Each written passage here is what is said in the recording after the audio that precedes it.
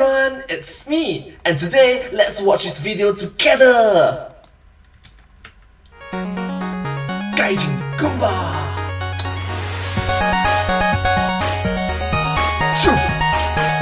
Step! Open! Gaijin Goomba!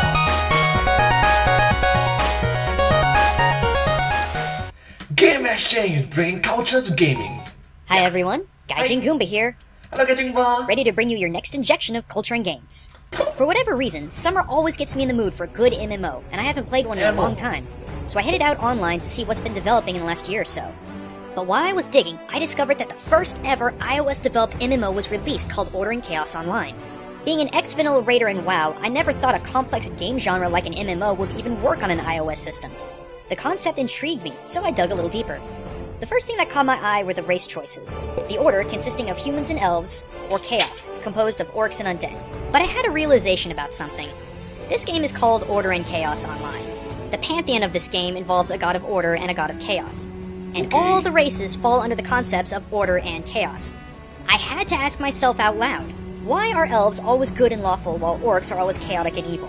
I mean, to the point of cookie-cutter status. Now, we've seen humans portrayed in fantasy as having a huge capacity for evil, and undead, even sentient, have rarely shown the ability for being good due to the nature of their creation.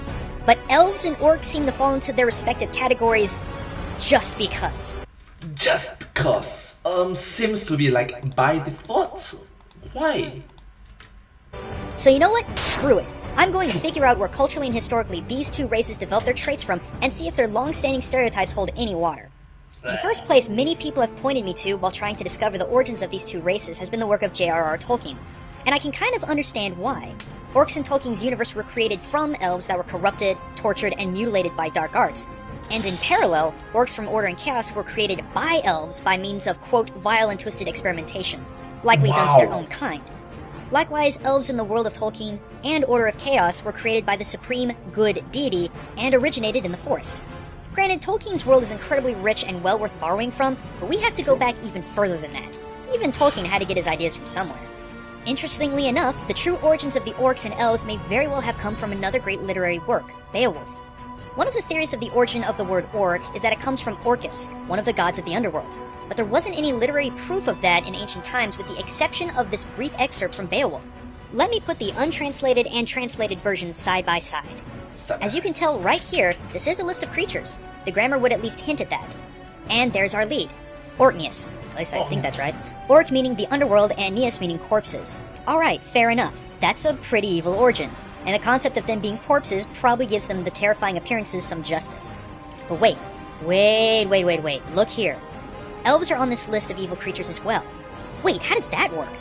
When I saw that elves were on the list of evil bad guys, it made me ponder why they went from being condemned creatures to that of angels. The Middle Ages didn't seem too kind to them either, classifying them as being trickster spirits. And the Christianized Anglo-Saxons directly blamed them for sudden physical ailments in animals and people, claiming their elf-shot arrows caused any number of afflictions. What? And I guess when you think about it, the elves in Order and Chaos Online weren't exactly always tree-hugging hippies either. I mean, they made the orcs through chaotic experimentation. Not exactly the most lawful thing in the world. So how did the elves go from being nasty little sprites that fire arrows of rheumatism at you to being the beautiful archers of the woods? To answer that, we need to once again turn to Nordic mythology. In it, elves are described to dwell in their own world. Like all these fairy tales, it's fun to read. Okay. No, try again.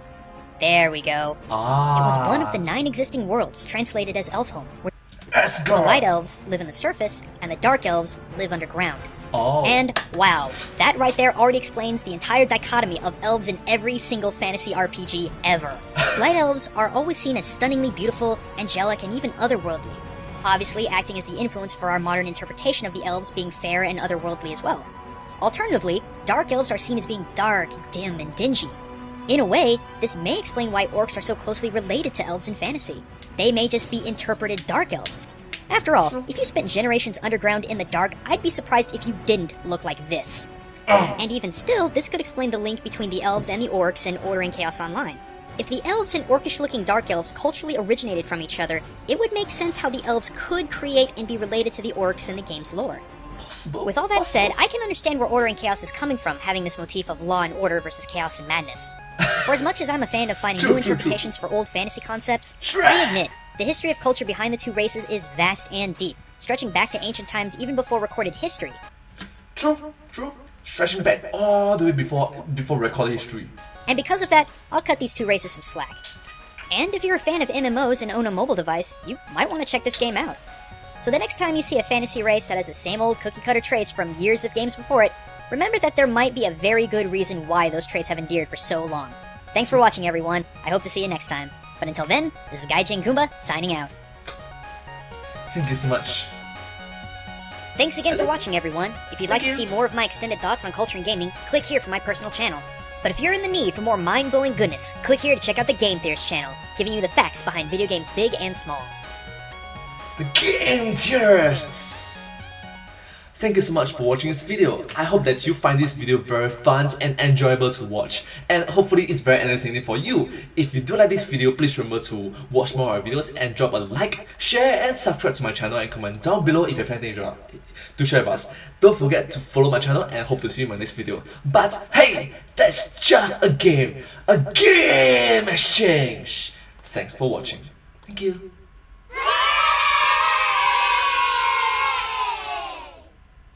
Oh, and don't forget to subscribe!